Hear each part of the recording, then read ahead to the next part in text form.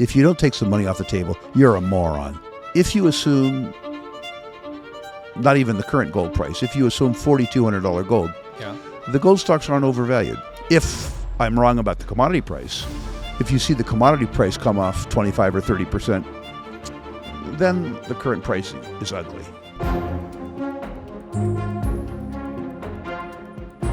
We're back at the Vancouver Resource Investment Conference. Joining me right now is Rick Rule, founder of Battle Bank, founder of Rule Investment Media, prior CEO of Spot US. We'll be talking about his views on what's next for the global economy and metals after $5,000 gold and $100 silver. How much room is left to run? Rick, always an honor to host you on the show.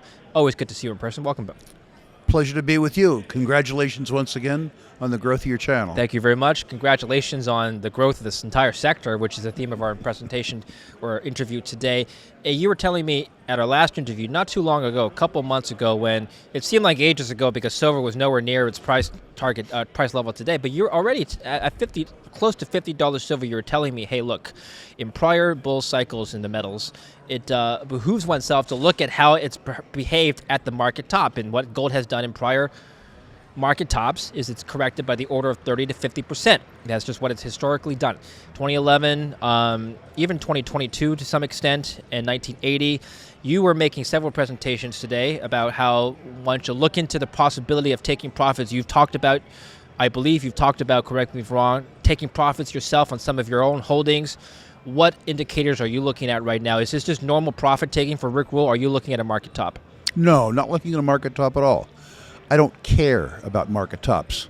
Bernard Baruch famously said the only guy who bought at the bottom and sold at the top was a liar. Okay. It didn't happen. Okay. I like to take a nice fat slug out of the middle. Right. I will tell you this, David. Parabolic inclines, the so-called Canadian hockey stick graph. Yeah. The backside of that stick is just as steep as the front side, and it's a lot less fun if you're long. It can't look like an IKEA bookshelf where it goes up vertically and stays horizontally there? Could do. Yeah. Could do. From my viewpoint, as an example with silver, I bought silver for a reason. My ethos is that I buy hate and I sell love. Yeah. That's what I do. Okay. Silver at $20 an ounce was hated. The same sort of circumstance, the same underpinnings were present in silver at 20, the same as they're present in silver at 100. The difference is that at 20, silver was a lot cheaper. Mm-hmm. When silver ceased to be hated, I sold most of my physical silver. When was that? At $80? Last week. Last week. So 75, 76. Okay. I guess, do I wish that I had sold at 110? Sure. Is that the worst sin I'm going to commit in my investing life? No. Well, how did you know it was not hated anymore? And this is just what I've heard, Rick. Institutional investors have not yet piled into the space. In fact, several miners are looking for ways to pitch themselves to a more institutional asset class-based group of investors. So maybe there's a lot more room to climb in terms of interest with the general public. I don't dispute that there's more interest. Yeah. I bought it because it was hated. I see. Not because people were bored by it. Right. The social media commentary around silver 4 years ago was that silver was a four-letter word. Yeah. At $20, people were either bored by it, or if they had been part of the abortive silver squeeze, the Reddit squeeze, they hated it. Right. I love assets that are hated. Okay. I bought silver because I thought if it ceased to be hated, it could trade up to 50. I was wrong. It traded up to 75. So by that logic, even if it goes to 150 and no one's talking about it, if it's still hated, you would still buy? Sure. I would have to see utility. Yeah. One of the things I saw at 20 was that primary silver producers, admittedly only 18% of supply, weren't incented to add supply. Most of the silver supply in the world at 20 was as a byproduct of copper mines, lead mines, zinc mines. Meanwhile, at 20, the industrial utility of silver, things like its potential as a germicide or its reflective properties, meant that it was extremely cheap. Nobody had any incentive to conserve it. At some number like 150, what you're going to find is that there will be new fabrication technologies in things like solar panels that will use silver much more efficiently. Mm-hmm. I've learned in my life, David, that the cure for low prices is always low prices, and the cure for high prices is always high prices. And so a combination of hatred and the diminished utility that was a consequence of the price increase is what caused me to sell it. That narrative makes sense for silver. What about for gold? What is the utility for gold? For me, portfolios are personal. For me, gold is a savings asset class. The sell decision on my gold holdings will likely be made by my estate. Okay. I have saved principally in gold since the year 2000. I maintain liquidity in U.S. dollars, but I save in gold. Okay. I hope, and I hope your audience can understand this, I really truly hope that by the time I shed my mortal coil, that my gold investments will have been a mistake. Gold tends to do well when faith in conventional assets, fiat currency denominated assets, is weak. Yeah. I would like to live in benign rather than challenging times. I believe I live in challenging times. I believe, as we've talked about on your show before, that the U.S. dollar, as an example, loses 75% of its real purchasing power, and that gold does well. I hope, David, I'm wrong. I hope those fears are wrong. I think those fears are real. I recall us having this conversation several years ago, and I think the conversation was, what would the world look like when gold hits $5,000? Right. If you recall back to a few years ago and how you would have answered that question in, let's say, 2021 or 2020, and the kind of chaos that maybe one would see in, let's say, the global environment with the stock market, did what happened actually transpire align with your expectations? I think you're seeing that now. I think the gradual unraveling of civil society in the United States, the turmoil that you're seeing geopolitically around the world, but particularly the negative interest rates experienced by savers on a global basis, meant that the set of circumstances that we described was coming true. You may remember, too, a discussion that you and I had about what would cause me to sell my gold. Yeah. And I said a balanced U.S. federal budget, right, and a political consensus around entitlement liabilities, and positive real interest rates. Yeah. We aren't close to there yet. I would love to see a set of circumstances like we saw in 1980, right, or 81, that would cause me to sell my gold. But I don't see that circumstance. I'd love to get your perspective as both a gold investor and also a bank operator, and we'll talk about Battle Bank. You're the founder of Battle Bank. This dichotomy, Ray Dalio at Davos at the WEF last week said that he told CNBC the global monetary fiat system is dying. People are moving away from the U.S. dollar and all fiat, not just the U.S. dollar, but all fiat currency systems into hard assets. Now, a bank, by nature, is an institution in which you deposit fiat money into the system. So part of you still believes that the fiat system works, don't you? I believe that the U.S. dollar will be the world's reserve asset, not merely for the rest of my life, but for the rest of your life. Okay. I just believe that U.S. dollar hegemony will decrease. Okay. 2, a bank has a natural currency hedge. We borrow in U.S. dollars from depositors, and we loan in U.S. dollars to borrow. We borrow from depositors, we loan to borrowers. What we care about is the spread between what it costs us to borrow and what we sell that same money for to other people. Okay. In other words, we have a natural currency hedge. What matters to us is getting paid back on our loans and running the bank efficiently. I would love a circumstance, and I think I will experience a circumstance, where gold in particular, or deposit receipts, are tokenized and trade on the internet. So you can earn a yield? I hope ultimately that I can take deposits in gold and that I can lend in gold. Right now, all I can do is lend against gold, which I'm happy to do. While gold and silver have dominated headlines recently, another metal has recently made new highs and broken records of its own, and that is copper, one of the most critical minerals of our economy. The price of copper has rallied 40% in the last 12 months, and among the drivers of the rally was the Trump administration declaring it a critical mineral in 2025. Listen to what mining magnate Robert Friedland had to say about copper. This is the revenge of the old economy. The old economy has been deprived of capital for the last 20 years, and so not enough money has gone into finding the metals that we need for the energy transformation. There's a scramble to bring on production for the metals the world needs. We take the long-term view in copper, and we're very, very bullish on demand. We think copper is making a bottom. I'd be willing to wager on $9,500 a ton. Now listen to what venture capitalist Chamath Palihapitiya thinks. I will pick copper. Okay. Copper. We are still completely underestimating how short we are in terms of the global demand-supply dynamics of a handful of critical elements that we need. Again, in the Trump doctrine view of the world, that is no longer as multilateral as it was, and we need to have unilateral national security. Now, copper futures are not the only way to play the metal, which is why today I want to highlight a copper company. Today's sponsor, Giant Mining Corp, ticker symbol BFGFF on the US OTC exchange. The company stock is available on Interactive Brokers, Fidelity, and Charles Schwab, among other brokers. Giant Mining owns a past-producing copper mine in Nevada, the Majuba Hill Copper Project. Historic underground mines at the Majuba Hill Project produced copper, tin, and silver from the early 1900s to the 1950s, including 2.8 million pounds of copper, 184,000 ounces of silver, 5,800 ounces of gold, and 21,000 pounds of tin. This is one of the reasons why the Majuba Hill Project is unique, because not a lot of miners operate on a mine with such a rich history. The infrastructure is robust with access to established roads, power supply, water supply, and or stockpiles. Do your homework on Giant Mining today. That's ticker BFGFF on the US OTC exchange. Okay.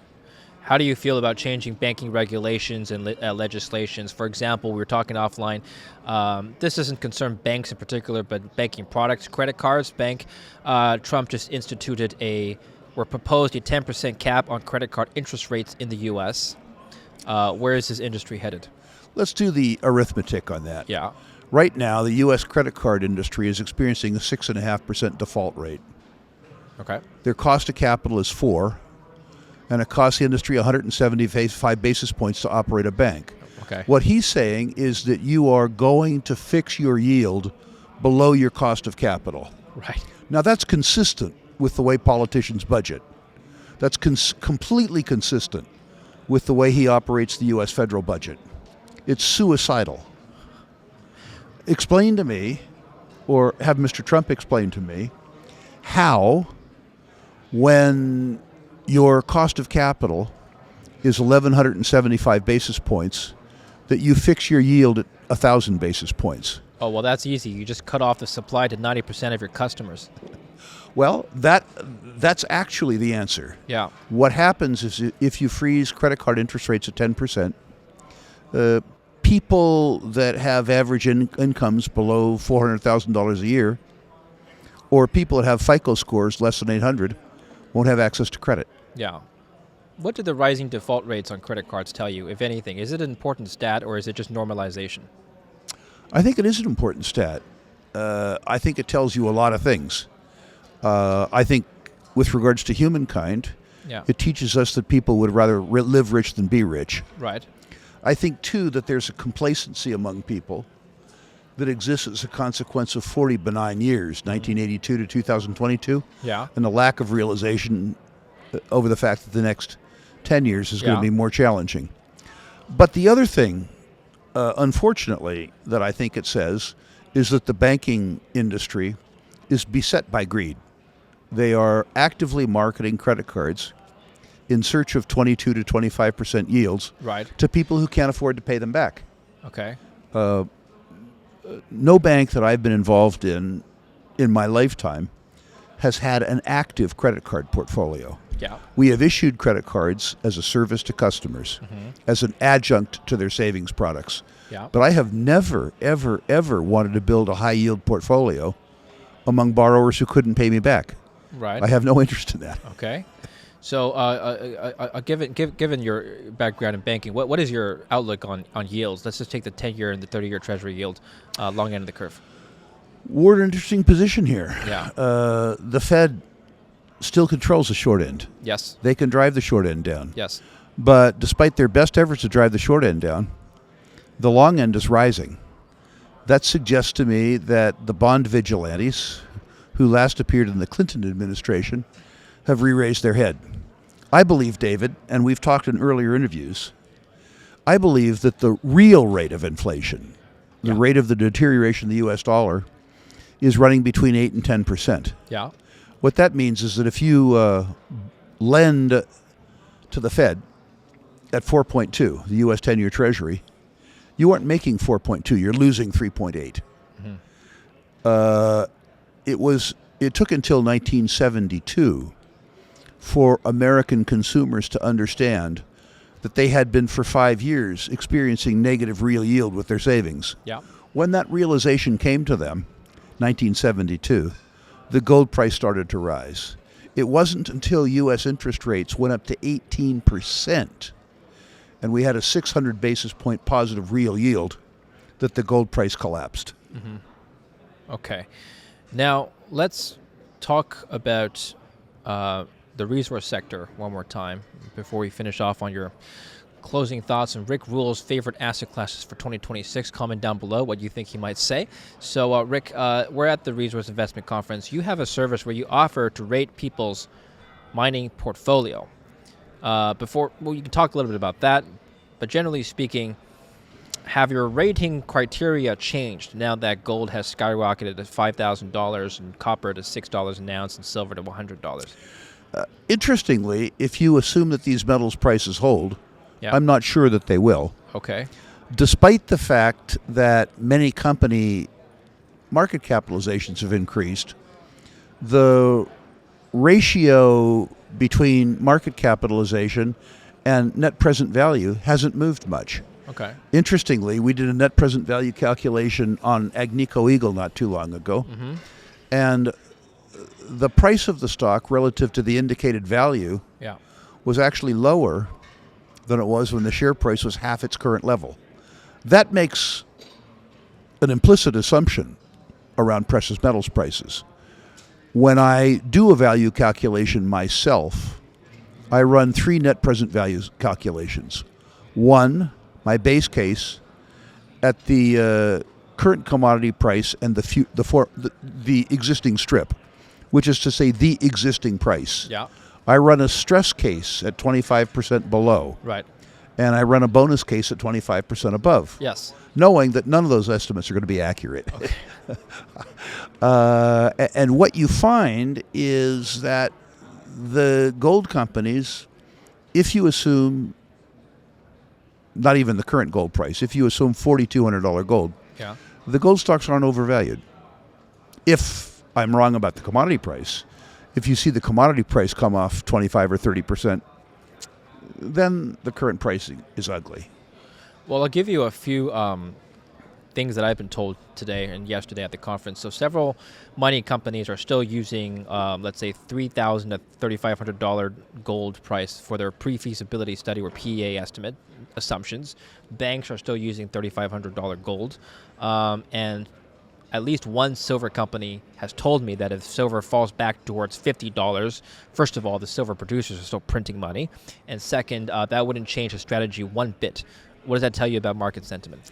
Probably yes, yes, and yes. Okay. I agree with all that. We are going to have earnings surprises in the mining sector. We're going to have them because Wall Street and Bay Street are using $3,200 or $3,300 gold on their quarterly earnings estimates. Yeah. So if they estimate your earnings based on 33 and you sell the stuff for 42, it's going to be a surprise if you don't have a surprise. Yeah, that's right.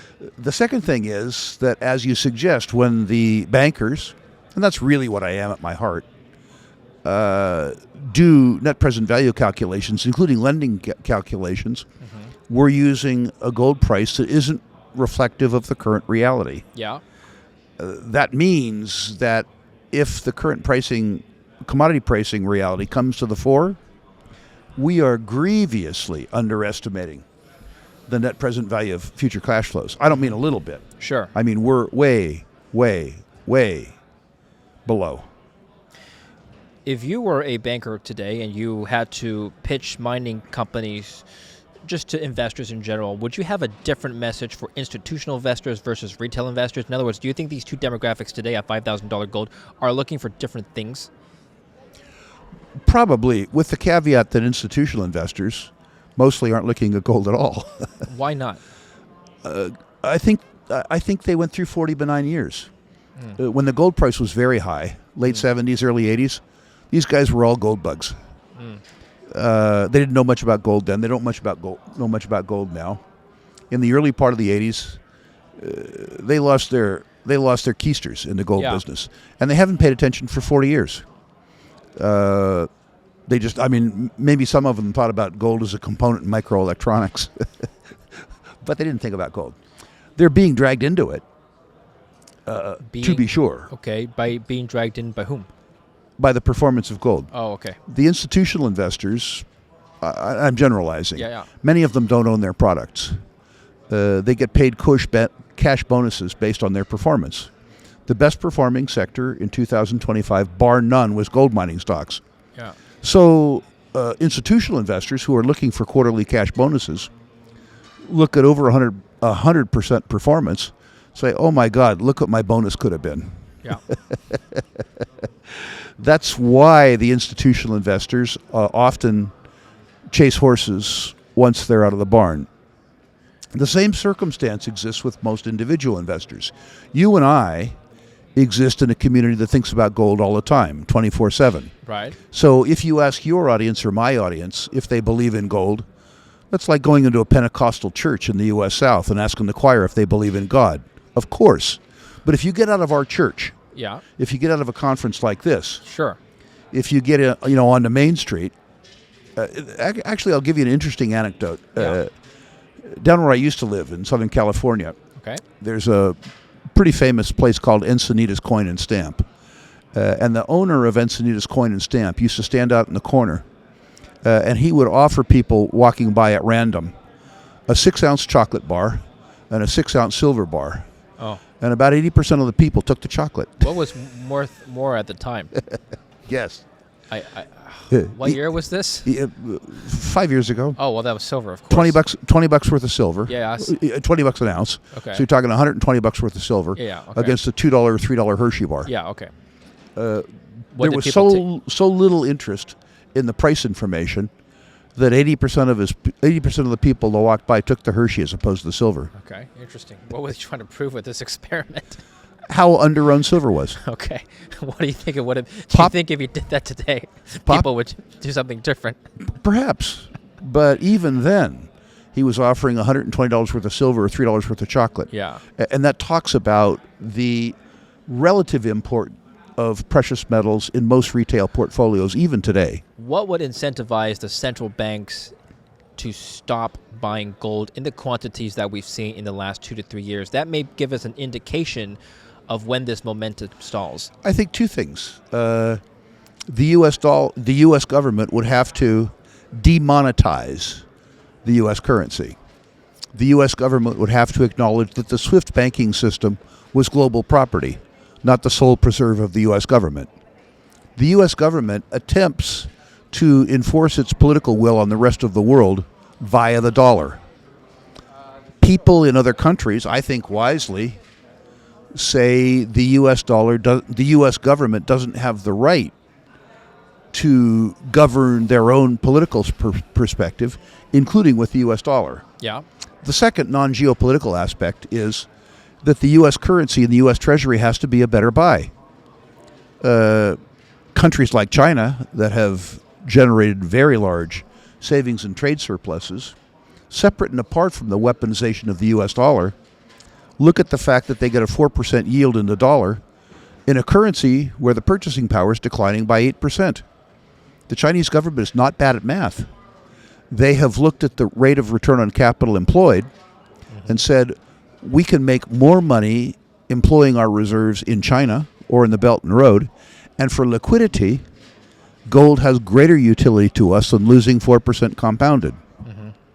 The Chinese have combined the two, I think, very wisely by saying that they want to do more business outside the U.S. dollar, but they actually don't want to hold rubles or euros or yen. Yeah. So they will establish, to the extent that they can, their own gold reserves and BRICS reserves. They will trade with Russia in rubles, and they will trade those rubles for gold as fast as they possibly can.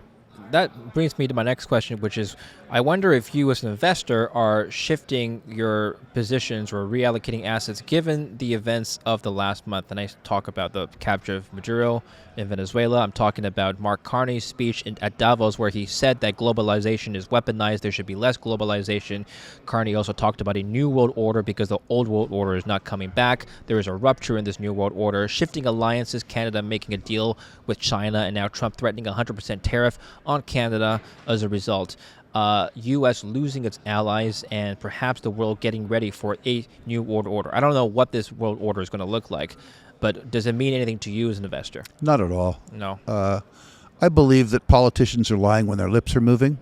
Okay. I believe that most politics, including international geopolitics, is really pandering to a domestic political constituency. Yeah.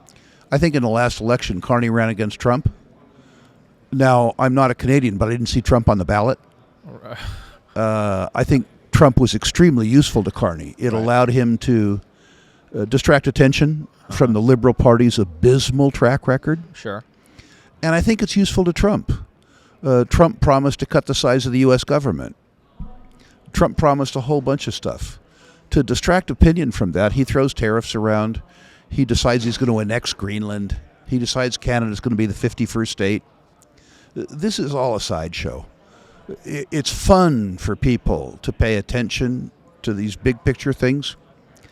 In my experience, people who trade news lose money. You have to trade math. So I watch this stuff. I was going to say with interest. That's not true. I watch it with horror. Yeah. But I'm now 73 years on Earth. The last time that a politician said something that came through was by accident, not by design. This is all a sideshow for you. What do you stay focused on? Arithmetic. Right. As an example, I like the oil trade. Yeah, let's talk about that. I believe that the oil industry worldwide, including its cost of capital and paying its social rent, taxes and royalties, requires about $60 US to break even. That includes cost of capital. So you make the stuff for 60 and you sell it for 52. And you do it 102 million times a day. Yeah. The industry's in slow motion liquidation. The consequence of that is that the industry is underinvesting in sustaining capital by between $1 billion and $2 billion a day. Right. In a capital-intensive business, if you starve the capital of business, you cannibalize the business. Doesn't matter maybe in 2026. Maybe it doesn't matter in 2027 because you have so much stored capital to cannibalize. But in 2028, 2029, it starts to hurt. If you want to know what an oil company looks like that's been starved of capital, look at Pemex, where the producing base has declined by 85% in 30 years.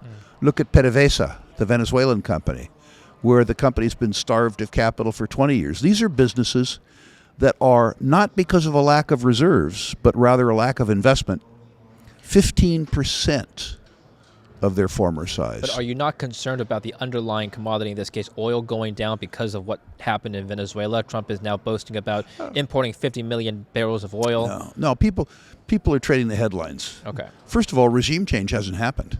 Okay. Trump kidnapped the two top thugs, or the thug and his wife. Yeah. All the other thugs are still there. Okay.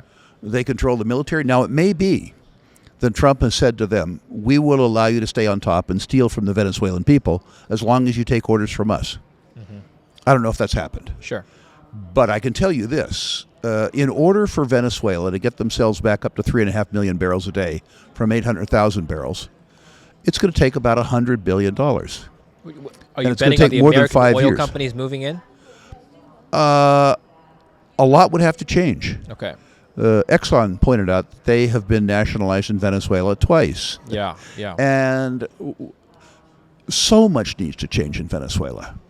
The infrastructure around oil and gas hasn't been upgraded for 22 years. Sure. The fiscal code is horrific. Right. A lot has to change. And after it changes, Yes. You don't increase it overnight. Spending $100 billion intelligently takes years. Similarly, in Iran, there's a lot of turmoil in Iran, and people are suggesting that at long last that there will be some form of political liberalization in Iran, and that in Iran the oil industry will come to be run rationally. I think that would be wonderful. Again, you are talking about $40 billion in deferred sustaining capital. Yes. You're talking about an oil industry where many of the high-quality personnel left, went to work elsewhere in the Middle East, and they were replaced by political cadres from the Revolutionary Guard. Right. It takes a long time to turn these things around. Well, final question on just geopolitics in general. Recent turmoil in Venezuela, Trump threatening to do the same thing with Colombia and other countries.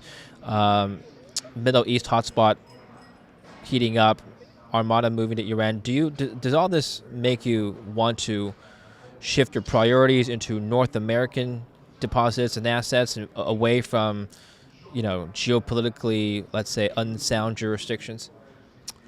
One needs to examine one's premise with regards to politically unsafe jurisdictions. Okay. I grew up in the People's Republic of California. I've been treated better personally in Congo, in Sudan, in Syria. I've been treated much better in jurisdictions that are believed to be risky than I have in my own jurisdiction. You may recall that I was a resident of British Columbia. I was treated very poorly here. Canadians don't like taxes, but I was subjected to the excess profits tariff, the vacant home tariff, the speculators tariff.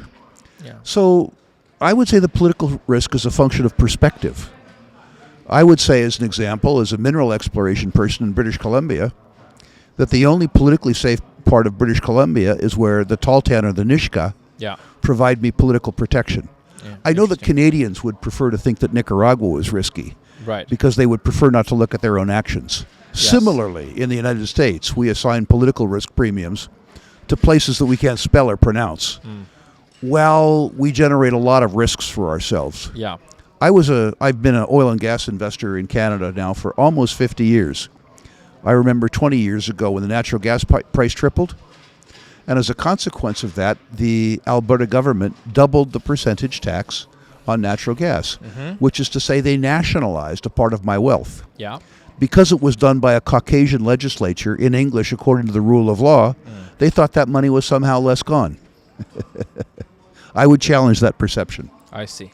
Final question. I promised the audience that you would talk about your top picks for 2026. You like oil and gas. Is there something else that we missed? If you had to pick a sector or asset class as your highest conviction long for the rest of the year. It's very difficult for me to limit myself to a year. Sure. So if you give me 3 years, it's Let's definitely oil and gas. Okay. But I would tell people this. At the beginning of 2025, I thought 2025 was going to be a great year. Yeah. I said at this conference in January of 2025, I think you guys, if you pay attention, are going to make 25 or 30% this year. They made 150. When that happens, you got to take some money off the table. Yeah. If you don't take some money off the table, you're a moron. People have fear of missing out. Everything that was true a year ago is true now. It's just that stuff is twice as expensive. That means stuff is half as good. It's difficult for people to get that straight. Yeah. I don't care what you sell, unless you have some mistakes in your portfolio, in which case sell those. Don't wait for them to get back to even. Well, but remember this. You have not made the money until you take the money. So if you're in this sector, if you're in the junior mining sector, where your mistakes have made money, you have not made the money until you've taken some money. At the very least, get your bait back. I'm just curious what people have responded to you with. They hate it. They hate it, which is how I know I'm saying the right thing. All right, where can people get in touch with you? If Couple surely things. people can find you. Any of your listeners who are unhappy with their current bank, I suspect that's all of them, should check out Battlebank, battlebank.com. You're launching soon, by the way. Pardon me? You're launching the Battlebank soon. We're launching Battlebank for public consumption February 17th. We're banking now on a limited basis. Okay. Assuming that you don't want to bank with me, that's okay. If you want to talk to me about natural resources, the best way to do that is to go to ruleinvestmentmedia.com. If you list your natural resource stocks, I personally will rank them 1 to 10, 1 being best, 10 being worst. Yeah. And I'll comment on individual issues if I think my comments might have some value. Yeah. If you want to learn how to invest in natural resources, go to the Rule Classroom. The Rule Classroom has well over 300 hours of instructional programming, and it's all free. Yes. RuleClassroom.com. Okay, we'll put the links down below, so make sure to follow Rick. Always a pleasure to speak with you, Rick. My pleasure. Thank you. Thank you very much for coming to the show. Thank you for watching. Don't forget to like and subscribe.